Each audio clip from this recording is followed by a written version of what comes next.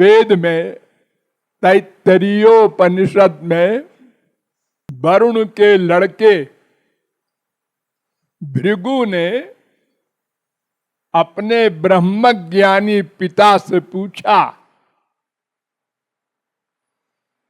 कि ब्रह्म भगवान परमात्मा ये क्या है?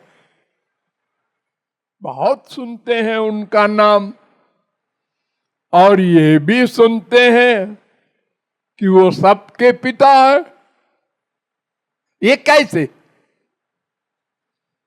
तो वरुण ने उत्तर दिया, यतो वा इमानि भूतानि जायन्ते ये न जातानि जीवन्ति यत् प्रयन्त्यभिसं विशन्ति तद ब्रह्म विजिज्ञासस्व। तीसरी बल्ली का पहला अनुवाक। जिससे सब जीव उत्पन्न होते हैं और जिससे सब जीव जीवित रहते हैं और जिसमें सब जीवों का लय हो जाता है उसको भगवान कहते हैं, ब्रह्म कहते हैं, गॉड कहते हैं।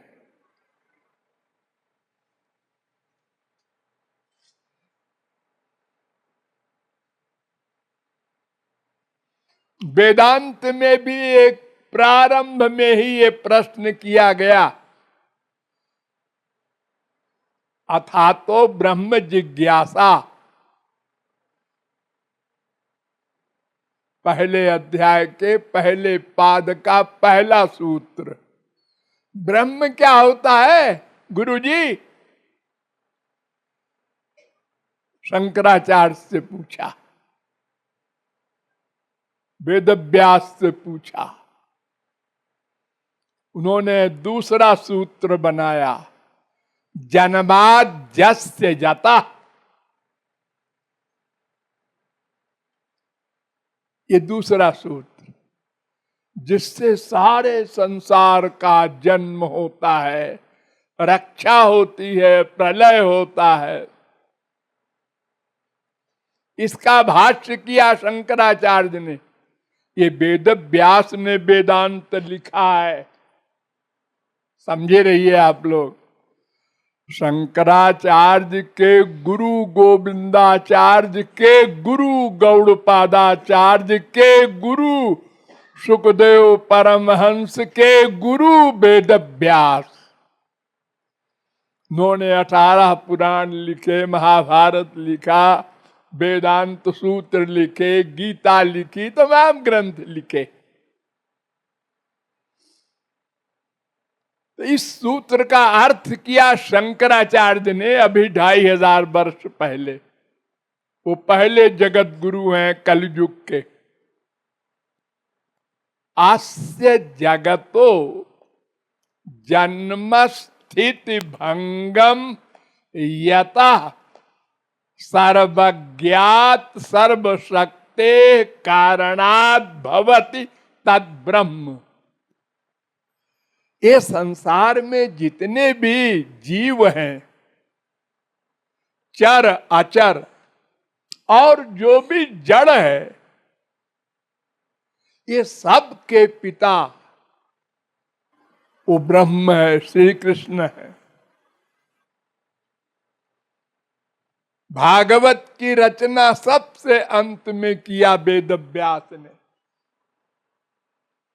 उसमें सबसे पहला श्लोक लिखा, मैं उन श्री कृष्ण का चरित्र लिखने जा रहा हूं, जन्माद्यस्य यतोऽन्वयादितरतश्चार्थे स्वभिज्ञ स्वराट। जिससे संपूर्ण संसार का चराचर जीव पैदा होता है, जिससे रक्षित है, जिसमें लय होगा, उन श्री कृष्ण भगवान का जो सबके जनक हैं, पिता हैं। पद्म पुराण में कहा गया, चेतनस्तु द्विधा प्रोक्तो जीव आत्मेति च प्रभो। दो प्रकार के चेतन होते हैं। चेतन माने जो चलता फिरता है, देखता, सुनता, सूंघता, रस लेता, स्पर्श करता, सोचता, जानता है, जैसे मनुष्य, पशु, पक्षी, ये सब चेतन है। वृक्ष भी दो प्रकार के चेतन होते हैं, जड़ चेतन, स्थावर, जंगम। तो एक तो चेतन जीव है और एक का नाम आत्मा। ये शब्द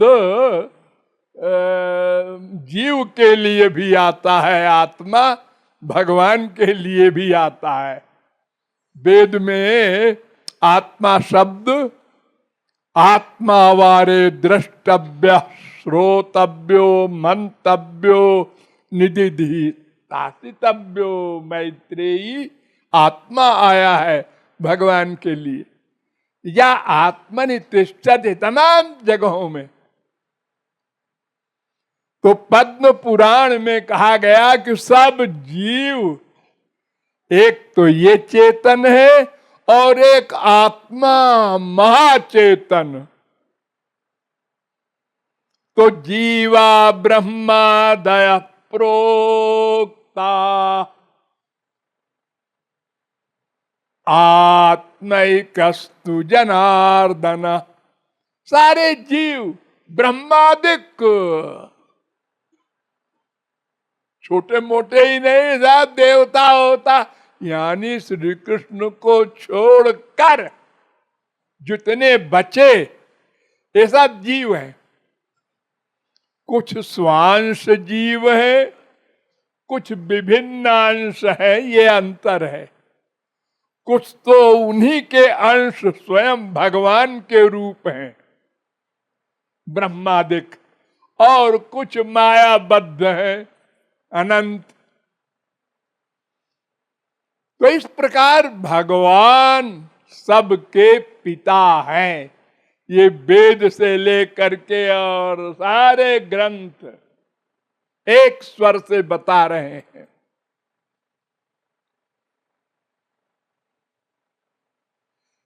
एग्जाम्पल से समझो, एक समुद्र है, उसमें तमाम तरंगे उठती रहती हैं। तरंगे उठी, दूसरी उठी, दोनों मिले, एक समाप्त हो गई, दूसरी थोड़ी देर रही, वो भी समाप्त हो गई। ऐसे ही लाखों करोड़ों तरंगे समुद्र में उठती हैं और समुद्र में समा जाती हैं। शंकराचार्य ने एक एग्जाम्पल दी है, सत्यपि भेदापगमे नाथ तवाहं न माम कीनस्त्वम्। हे श्री कृष्ण, हम में तुम में भेद नहीं है, दोनों चेतन हैं, लेकिन फिर भी भेद है। क्या भेद है? समुद्र से तरंग निकलती हैं, पैदा होती है, तरंग से समुद्र नहीं पैदा होता। यानी आपसे हमारा जन्म हुआ है, हमसे आपका जन्म नहीं हुआ, ये अंतर है। तो तरंग तरंग सब भाई भाई, और सबका पिता समुद्र। समुद्र से ही निकली, समुद्र से ही उनमें जल है, समुद्र में ही लीन हो गई। ये जो संसार में आप कहते हैं ये मेरा बाप है, ये मेरी माँ है, ये मेरा बेटा है, ये सब भाई भाई है। अनंत बार तुम्हारा बाप बेटा बन चुका है, भाई बन चुका है, बीवी बन चुका है, पति बन चुका है। प्रत्येक जीव प्रत्येक का प्रत्येक रिश्तेदार बन चुका है अनादिकाल से अब तक। काहे का वो बाप है, काहे की वो माँ है? ये शरीर के माँ बाप होते हैं, आत्मा का नहीं होता। अरे भाई देखो, मान लो हमारा बाप मरा, तो बाप बेटे से प्यार करता है आम तौर से, तो उसका जन्म कहां होगा?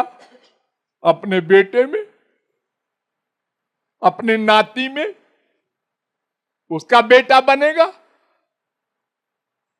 प्रजा मनु प्रजायन्ते, भागवत 10:3-32-20। सब जिसमें आसक्ति होगी उसी के पैदा होगा। तो ये जो बाप बेटा माँ आदि का रिश्ता हम संसार में मानते हैं, ये एहसान के कारण मानते हैं कि हमारे शरीर का ये पिता है, इसने हमको पाला पोसा पढ़ाया लिखाया, हम इसके कृतज्ञ हैं। हमारी ड्यूटी ये है पिता के प्रति, माँ के प्रति, बीबी के प्रति, पति के प्रति। ये सब फिजिकल ड्यूटीज है, रिश्ता नहीं। प्राणो ही माता पिता भ्राता, ये जीव ही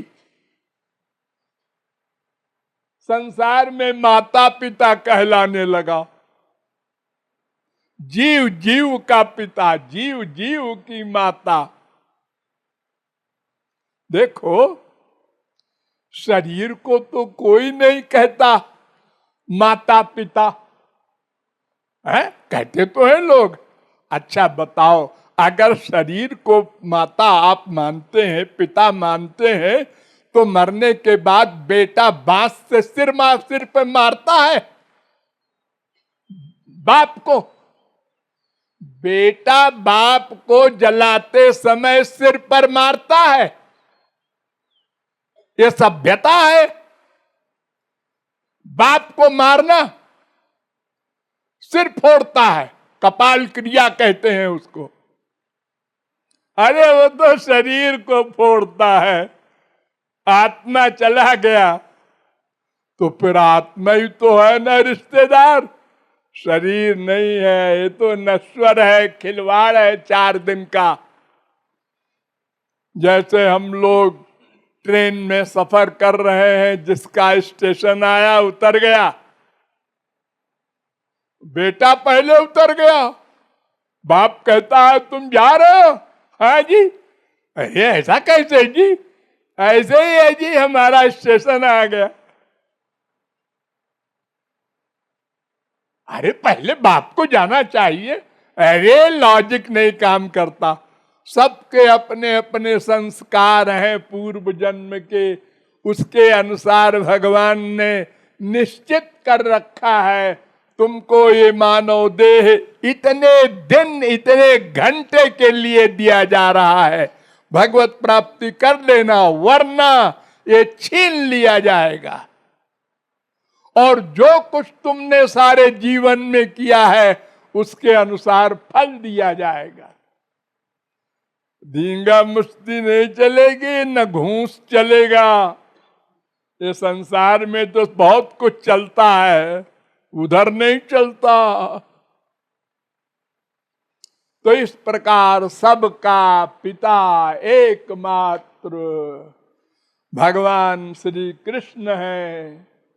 और फादर्स डे मनाने का मतलब उन्हीं की प्राप्ति का लक्ष्य बनाना, और उनकी प्राप्ति के लक्ष्य के लिए सबसे इम्पोर्टेंट और एक तत्व है गुरु। इसलिए गुरु और भगवान दोनों को पिता माना गया है। ये फादर्स डे मनाने की फिलॉसफी मस्तिष्क में रख लो। राधे